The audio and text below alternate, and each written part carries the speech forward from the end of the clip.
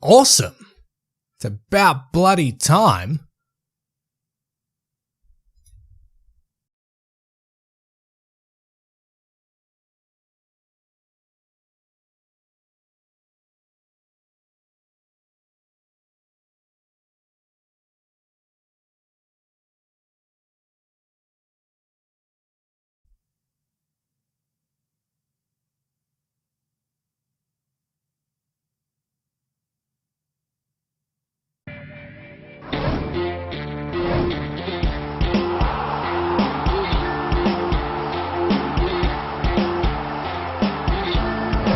Welcome. It's been a little while since we've uploaded a video, but that's okay. I actually did want to do a video on the announcement that the AFL were going to make no rule changes for the year 2020, because it would have been the first year in, I want to say, about at least 20-25 years that the AFL has not made a rule change to the game. I was actually really looking forward to the game just at least settling for 1 year, as I've been a pretty big advocate for, making some rule changes, in a given year and then not touching the game for 3 years to let the game settle and adjust to the rules, and then making adjustments or anything after that. Because that way you actually have some proper data to go off of what needs to be tinkered or changed around and things like that. But I was really looking forward to this being the first year that the AFL wasn't going to make any rule changes. And then they proposed to shorten the halftime period to 10 minutes, which we don't know whether or not they're going to do yet, but the AFL has received considerable backlash with regards to that proposal. It currently stands at 20-minute interval at a halftime break. I think it's 7 minutes for quarter time and three-quarter time, which are looking to be unchanged at the moment, but the AFL is looking to bring the halftime break down to 10 minutes and is apparently seriously considering it for the year 2020, which kind of throws away that whole no rule changes thing that they said not even a month ago, which is quite annoying. Now, I don't actually think it's a good idea to shorten the halftime break. At the very least, I wouldn't be putting it any less than 15 minutes because, to be perfectly honest, 20 minutes isn't actually a really long break. That's 20 minutes from siren to siren, right? So that's not like, the teams get into the rooms and then, cool down, 20 minutes is up and then they come back out. That's, siren goes, 20 minutes starts now. The 20 minutes is up once that siren goes to start the third quarter, give or take a few seconds for players and coaches and everything to actually get onto the field. And let's be perfectly honest here, the AFL game is a grueling game. Most games actually from playing time runs for over 2 hours, and within those 2 hours a lot of the guys are running 15Ks, specifically the midfielders, at a high intensity speed.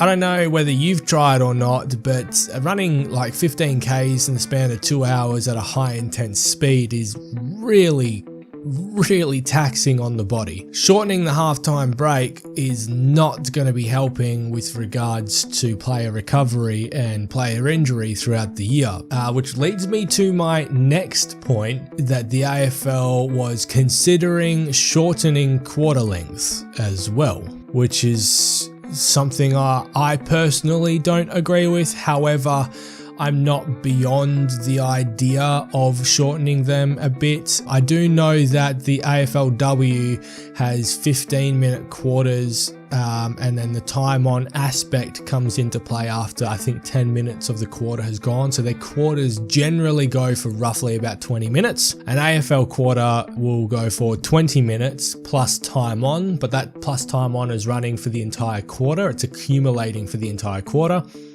Which then ends up to be roughly about half an hour per quarter. I wouldn't be against the idea of an actual quarter being 15 minutes plus time on. Realistically, the quarters then probably end up to be around about 23 minutes, I think, which I don't think is a bad thing. It's still 23 minutes of game time. If you put that over the course of 4 quarters, you're still getting about an hour and a half of actual game time. But I would prefer to have it the way that it is, but I can compromise to have it at that point as well. I'm not so big on it. It's just like the halftime breaks. I would prefer to leave them at 20-minute intervals, but I could compromise to come back to 15 minutes as well. I'm not happy that the AFL has come out and said no rule changes for 2020, and then they've gone back on their word not even a month later and have proposed rule changes for the season of 2020. Now, they may not be rule changes in the aspect of the actual gameplay, but it is pretty integral to the game itself to allow players a rest. And 10 minutes is not a great rest, especially when you're limiting rotations already, and the game itself is taking 2 hours to actually play out. A 10-minute rest is just not enough for players to recoup and limit their injuries. The muscles and bodies need to have a break in between the sessions. Now, I do understand that a 20-minute break can potentially have a negative effect in terms of cooling the body down and increase the risk of injury, but clubs these days in particular are good enough to keep the players warm enough. They do sit around in the change rooms and everything, but they only really actually do that for about 5 minutes, and then they go through a warm-up process where they're not explosive, they're warming back up. So the risk of injury after half, I've never seen it's never been an endemic problem within the AFL that the injuries just happen straight after half time. It's never been a problem. So if that is one of their issues and reasons for bringing this up and proposing it, it is complete hogwash in my opinion. So yeah, I just wanted to touch base and just let you guys know I'm disappointed in just that aspect of things. I'm not happy with the AFL going back on their word, not even a month after they kind of gave us their word. What are your thoughts about the proposed rule changes? Do you have any thoughts at all? Do you agree with them? Do you not agree with them? Let me know your thoughts down below in the comments below. I'd be very interested to know what the greater community thinks of it and whether they agree or disagree with Gil Hocking with regards to these proposed changes. Thank you very much for watching, and we will see you in our next video, whenever that comes out. Bye.